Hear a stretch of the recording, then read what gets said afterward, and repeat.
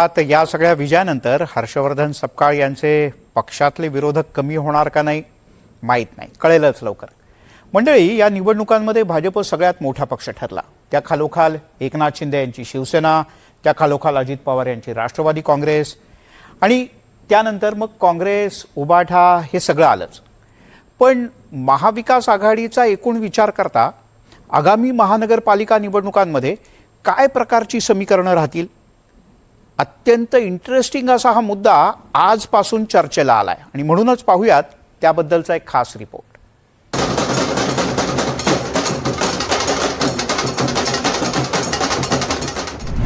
नगर परिषद, नगर पंचायत निवडणुकीत भाजपचा बोलबाला.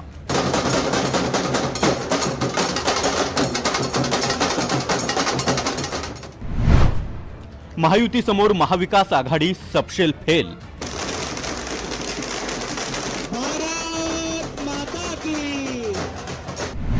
महापालिका निवडणुकीच्या तोंडावर महायुतीला बळ तर महाविकास आघाडीचा पाय खुला.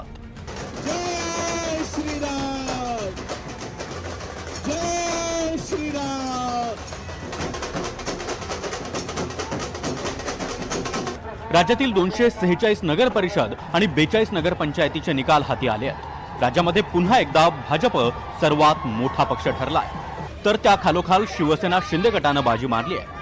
एकंदरीतच महायुतीनं महाविकास आघाडीला जोरदार दणका दिला. या निवडणूक निकालामुळे सत्ताधारी महायुतीची पकड अधिक मजबूत झाली आहे. या निवडणूक निकालाचा परिणाम आगामी मुंबई महापालिका आणि राज्यातील अन्य महापालिका निवडणुकीवर होईल असा अंदाज तज्ज्ञांनी व्यक्त केला आहे.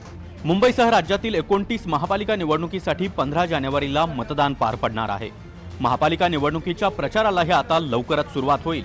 मात्र आजच्या निकालामुळे महायुतीचा आत्मविश्वास दुणावलाय, तर महाविकास आघाडीतील घटक पक्षांची चिंता मात्र वाढली आहे. नगर परिषद आणि नगरपालिका निवडणूक निकालातील 7 महत्त्वाचे मुद्दे आपण लक्षात घेऊया. नगर परिषद आणि नगरपंचायत निवडणुकीत भाजपला एकतर्फी विजय मिळालाय. राज्यात भाजपनं सर्वात मोठा पक्ष म्हणून स्वतःला सिद्ध केलाय. राज्य सरकारमध्ये महायुती असली तरी अनेक ठिकाणी स्थानिक पातळीवर भाजप आणि शिवसेना शिंदे गट आमने सामने होते, तरीही महायुतीचं प्रदर्शन चांगलं राहिलंय. तुलनेनं महाविकास आघाडीतील घटक पक्षांमध्ये एकजूट दिसली नाही. परिणामी महाविकास आघाडीला मोठा फटका बसलाय. काँग्रेसनं अनेक ठिकाणी स्वतंत्र निवडणूक लढवली आणि काही ठिकाणी चांगलं प्रदर्शन केलं. त्याचा फायदा काँग्रेसला झाला, पण महाविकास आघाडी मागे पडली आहे. महाविकास आघाडीत काँग्रेस मित्रपक्षांपेक्षा चांगली कामगिरी करताना दिसतोय. महाविकास आघाडीमध्ये काँग्रेसनंच 2 अंकी संख्या गाठली आहे.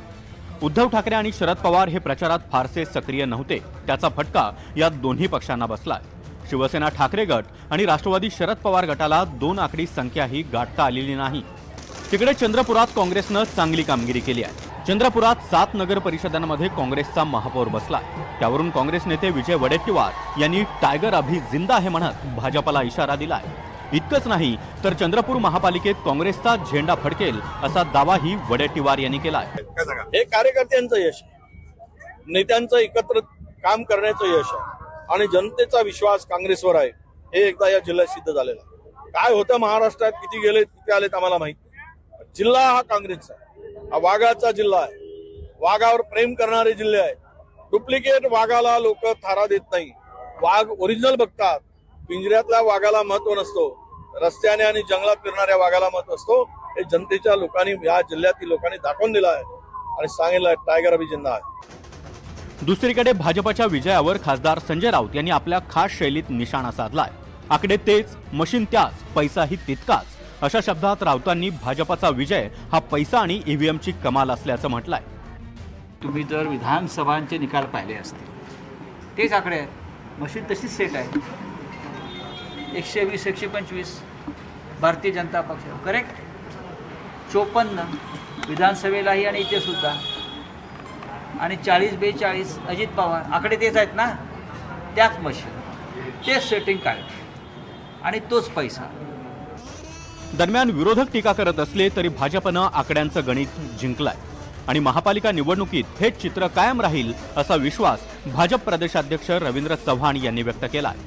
नेतृत्वामध्ये एक विचाराचं सरकार आहे, त्यामुळे या स्थानिक स्वराज्य संस्थांच्या असणाऱ्या कारभार हा नक्कीच येणाऱ्या काळामध्ये महायुतीच्याच हातामध्ये देणं हे जनतेला कळत आहे. जनतेने त्यामुळे कौल हा योग्य प्रकारे दिला आहे. त्यामुळे सुजाण नागरिक हे महायुतीला येणाऱ्या काळामध्ये सुद्धा प्रत्येक निवडणुकीमध्ये यश देतील याची खात्री आहे. मागच्या मुंबई महापालिका निवडणुकीत शिवसेनेला 84 तर भाजपला 82 जागा मिळाल्या होत्या. आता पुलाखालून बरंच पाणी वाहून गेलंय. शिवसेनेत फूट पडली आहे. त्यात शिंदेंची शिवसेना भाजपसोबत आहे. दुसरीकडे मुंबईत तरी महाविकास आघाडीतून काँग्रेस बाहेर पडली आहे. त्यामुळे भाजपचा विजयाचा वारू रोखणं विरोधकांना नक्कीच सोपं राहिलेलं नाही. Bureau report, NDTV Marathi.